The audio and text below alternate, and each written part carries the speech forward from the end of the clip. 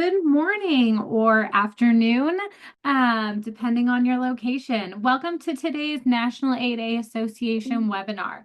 The National 8A Association is a nonprofit organization with a mission to provide education and guidance for all aspiring, current, and graduate 8As. We're also proud to work with all types of small businesses, agencies, large primes, and industry professionals. Before we begin, we have a few housekeeping items for you. This webinar will be recorded and all presentation materials will be posted on our website. As a reminder, our website is www.national8aassociation.org. If you are interested in asking any questions throughout the webinar, please feel free to put that in the Q&A, and we'll get to those at the end.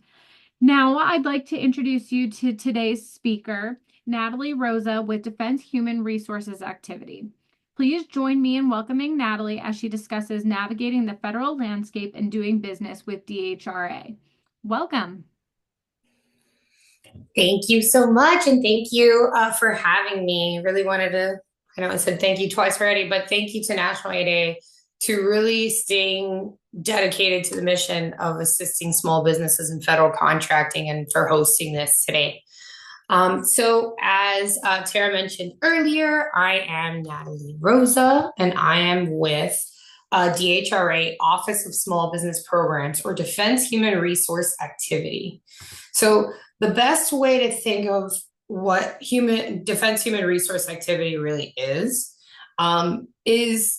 flip the words a little bit, like resources for humans, because you're going to hear me with a theme of resources for those people who serve, service members and their families, resources for those people within Department of Defense, not just HR. A lot of people see that because they see our name, human resources, they think that route. But for the reason surrounding what we do as an agency, that's really why it's strategically placed that way. As they mentioned earlier, I'm currently interim director, a small business specialist beforehand, still wearing both hats. But previously to DHRA, I was actually at USDOT OSDBU. And before that, I was the director for the SBA 7J Management and Technical Assistance Program out of the Southeast region. Before that, I actually was part of a small business. She was an 8A woman-owned small business, and we really tried to focus in on assisting small businesses in federal contracting and teaching them different avenues and more effective ways on being marketing to the federal government, or just positioning yourselves correctly in the federal government as a small business as a whole. So today's webinar is going to be a little bit different. I'm going to try to frame navigating the government landscape, which is why it's named that way, but with DHRA as an example. Since I've worn so many different hats throughout my career, I really try to bring a little different of an aspect whenever I'm trying to teach small businesses on federal contracting and how to really navigate what the different agencies can provide. I have my email address on there, but don't worry, I'm also going to be providing it at the end of the slide deck as well. So who is DHRA, right? I'm going to mention, our mission, goals, things like that, and really show you how you can adapt this for every single agency moving forward. So whenever you're trying to do your homework for an agency on trying to market to them or figure out what their goals are, their mission is going to be the first place where you go to, honestly. So we're a multifaceted organization with a very diverse mission under DoD. Most Department of Defense, you think military, you think cyber, you think very technical agencies. But we're more along the lines of trying to do more for the service members, more for the civilian human resource advisory services, things like that. So you think, okay, I'm trying to market to DHRA, and I really want to figure out how to best do that. So First bullet, to provide centralized and comprehensive personalized data management and analysis of the entire Department of Defense. So now you see, okay, what are those key terms? You have personnel data management and analysis. Perfect. Okay, so we're thinking that that's the route that we want to go as far as what services do we provide or can we provide just off the cuff of reading that sentence. Those are the things that really stick out to you. Remember that. So then to manage DoD enterprise-wide mission programs ranging from travel management, language and culture, to civilian human resource advisory services. So there's another set of services. Jot those down. Okay, DHRA also does the following. Very broad terms, but for a reason, because we have very diverse programs, which I'll get into later. Then you have to ensure our service members and their families receive the care and support they're entitled to through multiple highly visible risk reduction and direct support programs. So obviously you see service members, so you think support of the military and their families. And then the highly visible risk reduction and direct support programs, those are going to be those more hands-on programs like sexual assault prevention, suicide prevention, really trying to hone in and focus on the service members and their families.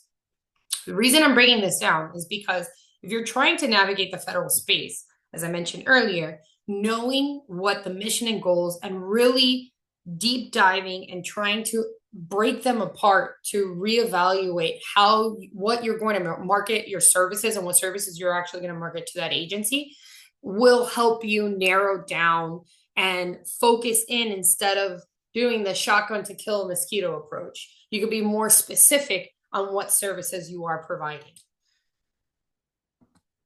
Now, we do have the small business office is actually under the office of the director, and we're overseen by the office of the comptroller as well. But the organizational structure for Department of Human Resource Activity, or DHRA, really includes 9 other offices as well. So those offices include Defense Manpower Data Center, right? What is that? So that they're actually out of California, and they maintain a central repository for Department of Defense information, both current and historic. They collect and provide and utilize the information for the benefit of decision makers across DoD and other government agencies. So you're going to think more R&D, more IT contracts, things along those lines. And remember, they're in California, so they may have other contracts outside of the DC area. Chances are that's a good area if you're in the California area or on the West Coast. Also, we have DPAC, Defense Personnel Analytics Center. It really speaks for itself, but under that, we have the Center for Retention and Readiness Research, Defense Testing Assessment Center, Health and Resilience Research Division, and the Joint Advertising, Marketing, and Studies, or JAMMERS section as well. So currently, there's a large corporation that does have a JAMMERS contract, Force Marsh. I had a call with them today talking about their subcontracting goals, and they're doing very well with subcontracting and are always looking for new small businesses to be able to subcontract to. That's another thing that you have to think about. All of these contracts that are under DHRA, very similar to other Department of Defense and other agencies, there's a ton of subcontracting opportunities, and you could be reaching out to the small business office. So myself and Rhonda, which I'll provide her contact information at the end, so that we could really connect you with these large primes that are trying to find you specifically. There's also methods analysis and systems support, or MAS, under DPAC. So next you see Sexual Assault Prevention Response Office. It's pretty self-explanatory, but they do have a lot of professional services contracts under SAPRO. So keep that in mind. If you're in professional services, structural realignment, things like that, SACRO might be your best bet. So then you have Defense Civilian Personnel Advisory Service, or DC-PASS. So DC-PASS really focuses on providing corporate level leadership and human resource management. So they develop and manage human resources programs and systems across Department of Defense. That's where that human resources really focuses on. So if you really are in human resources, that's the area that you want to hone in on. That's the area that you want to do. You're going to think about any accounting contracts, things along those lines. That's where you'll focus. So then you have Defense Suicide Prevention Office, pretty self-explanatory, but again, a lot of outreach initiatives. It's really they aim to foster a resilient and ready force in the climate that encourages service members to seek help and their behavioral health issues. So if you're in the psychology realm, if you're in the other outreach initiatives and event management, DISPO will probably be your better bet. Comptroller, pretty self-explanatory. That's financial aspects of DHRA, fall under the Office of the Comptroller. Then you have Defense Equal Opportunity Management Institute. So DOME is still around. There was discussions about that they might not, but they are around and they will be here. So they really are a joint activity program that enables military mission readiness through research, training, and consultation programs designed to foster behaviors and practices that enhance leadership and increase teamwork and unit cohesion across DoD. It's really a great program. Again, professional services, you're going to think marketing, you're going to think feel-good programs, things like that. We have human resources, which is pretty self-explanatory, but to Defense Support Services Center, or DSIC, is a great place to start as well. They have Advanced Distributed Learning Initiative under them, Combating Trafficking in Persons, Computer Electronic Accommodations Program, or CAP. They also have the Dante's program, which is Defense Activity for Non-Traditional Education Support. They have Defense Language and National Security Education Office. Defense Travel Management Office is still under there. Employer Support for Guard and Reserve. Federal Voting Assistance Programs. Military Transition Office, which includes the Yellow Ribbon Reintegration Program and the TAP program, or Transition Assistance Program, and Investigations and Resolutions Directorate, or IRD. So that's really our programs under DHRA. When you're trying to focus on where you want to aim your marketing efforts, think about all of these mission and goals, which, by the way, that website that I'm providing later on will get you to all of these centers. You don't have to memorize that by any means. But you'll see what their missions and goals are and what their offices really are trying to focus in on.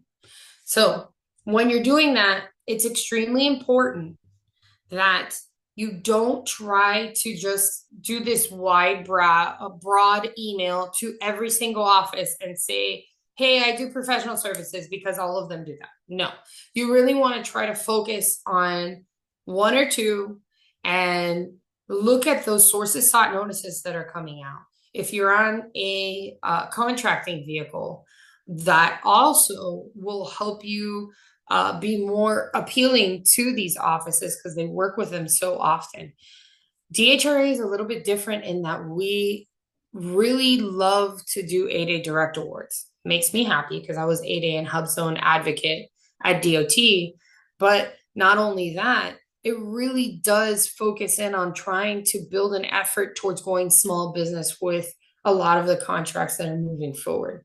And our subcontracting plans are something that we're constantly approving and retrofitting to fit these opportunities, and also to help the small business community be leveraged as much as possible. When you're trying to think of these multi-million dollar, sometimes multi-billion dollar opportunities, you really have to make sure that you you work with um, the contracted company in order to make sure that their subcontracting goals are met, and not only met, but they're the standard from the very beginning is what it should be.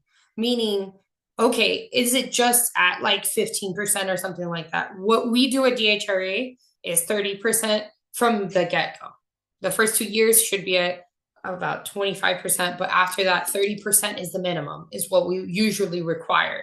If there's, for whatever reason, there's a large firm that is not doing that 30%, we usually work with them and make sure they maintain a good faith effort in trying to meet that minimum of 30% and then move forward over the years to doing more and more with small businesses for those larger contracts.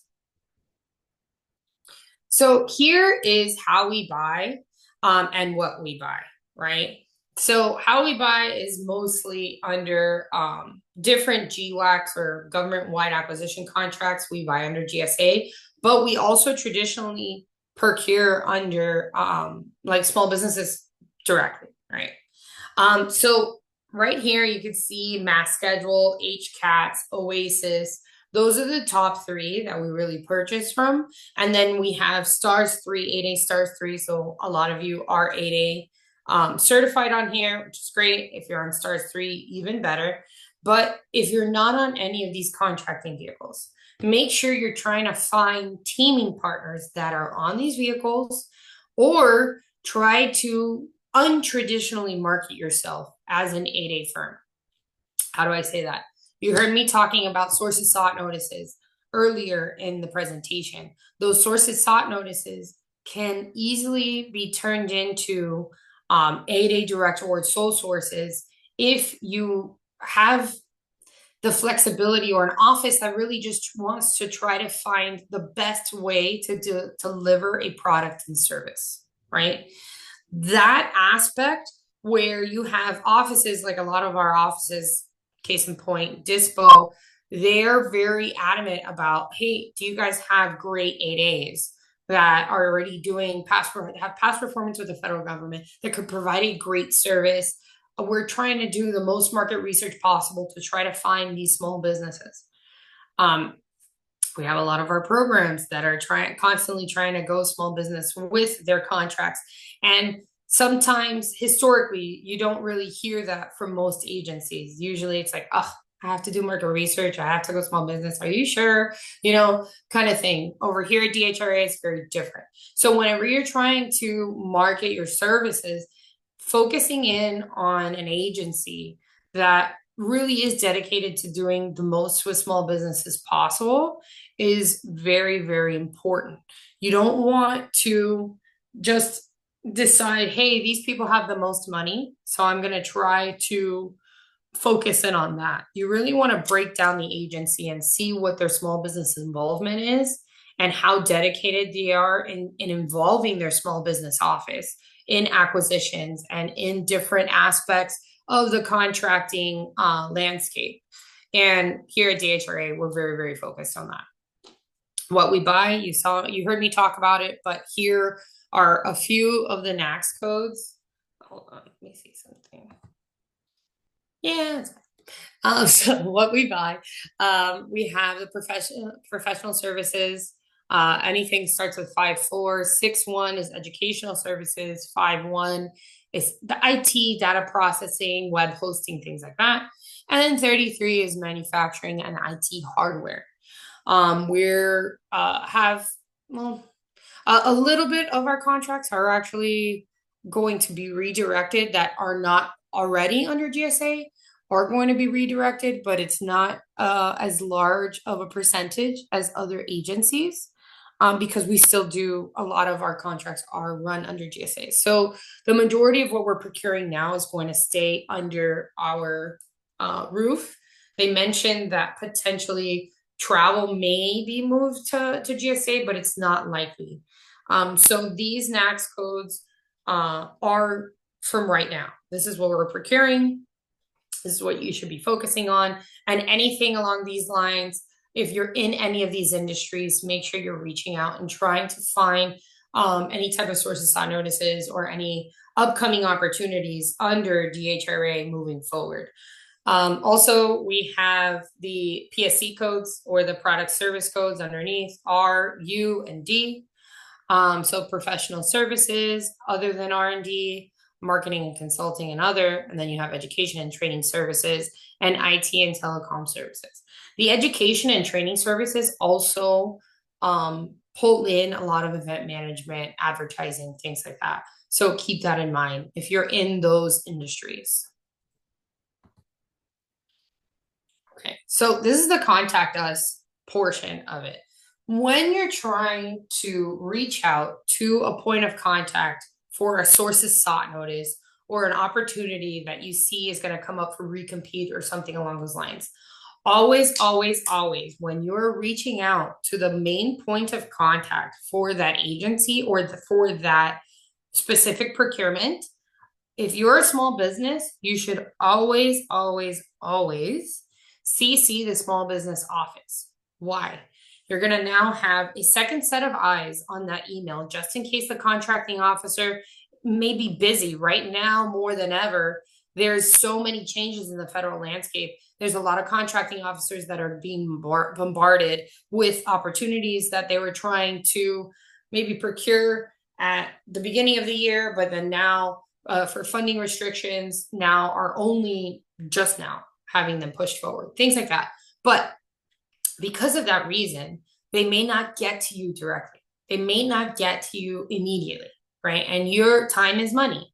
So your biggest advocate within every agency is going to either be your OSDBU office or your OSBP office if it's an agency that renames it. It's basically the same thing. We're just different, sometimes of different regulations when it comes to certain things. But small business office, period, is always going to be your biggest advocate within the agency. So keep that in mind. So with that being said, the website that I promised you is on this slide as well. You could review the full small business landing page, but if you click overview, you could see all of the different centers under DHRA. And keep in mind, if you see anything on sam.gov and you really want to, hey, I'm trying to reach out to these people, but I want to know more about it. Can you help me there? By all means, make sure you're scheduling one-on-one meetings with myself. You could reach out to Rhonda directly or reach out to our small business email, which is that DODHRA OSBP@mail.mil. That if you're not sure where to direct your questions, we both have access to that email inbox. So I'll leave you with, before we jump into Q&A, make sure you're being strategic with your marketing efforts. And really, when you're trying to navigate in the federal government space, being more efficient in who you're marketing to is really going to pay off rather than just trying to market to everyone. So I think we have, okay, perfect. We have a question in here about contracts recently being canceled. Fortunately, that's the nature of the beast currently. And the question is, with a lot of contracts recently being canceled, when do you anticipate more opportunity to be putting out there? As I mentioned earlier, thank you for your question, by the way. As I mentioned earlier, they're starting to come out of the woodwork now. Those contracts that maybe would have come out Q1, Q2 are now, hey, we have these dollars. We need to appropriate these funds because if you don't use it in the federal government, you lose it. Those funds may be reappropriated to something else. And due to other regulations and limitations, those contracts maybe couldn't come out. But regardless of the situation, those programming offices have to award those contracts that have not been canceled. So there's a lot of anticipation around opportunities coming out in the next few months. I mean, in the next 2 or 3 months. That's why I keep saying, make sure you're keeping an eye out for sources sought notices and anything coming out as well. So the DHRA forecast is still currently under review for that specific reason. Thank you for asking that question.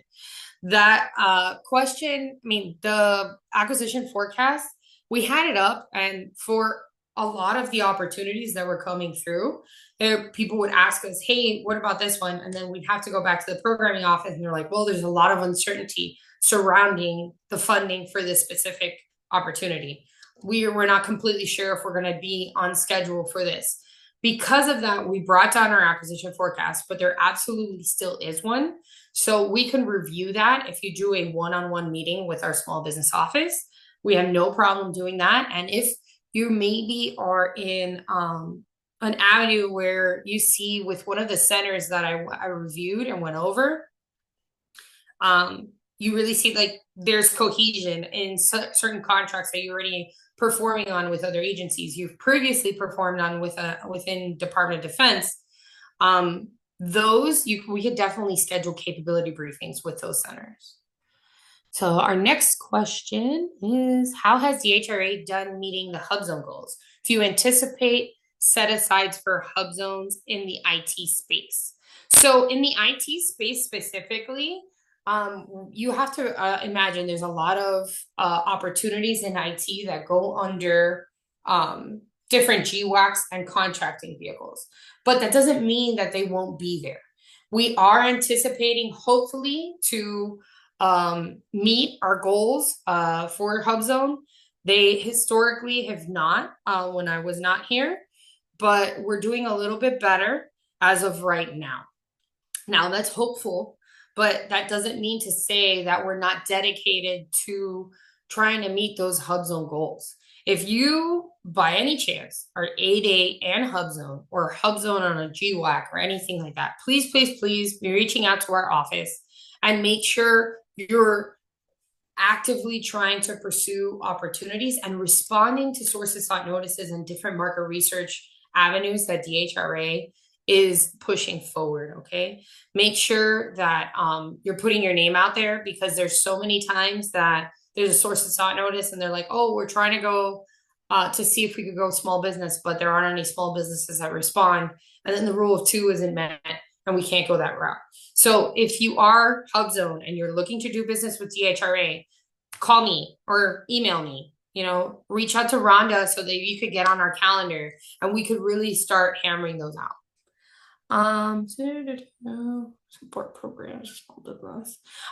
So the next question is, does DHRA OSBP offer mentorship or support programs to assist small businesses?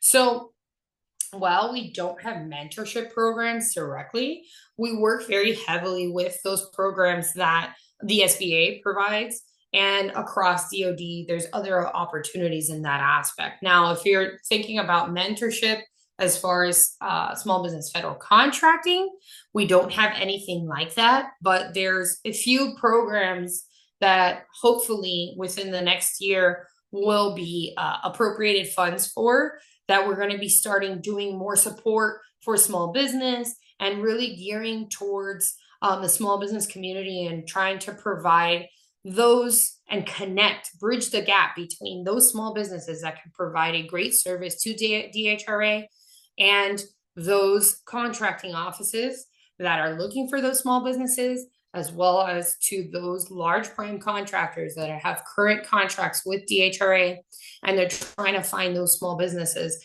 to put on their subcontracting plans or as a subcontracting teaming partner. Hope that helps a little bit to answer your question. Do we have any more questions?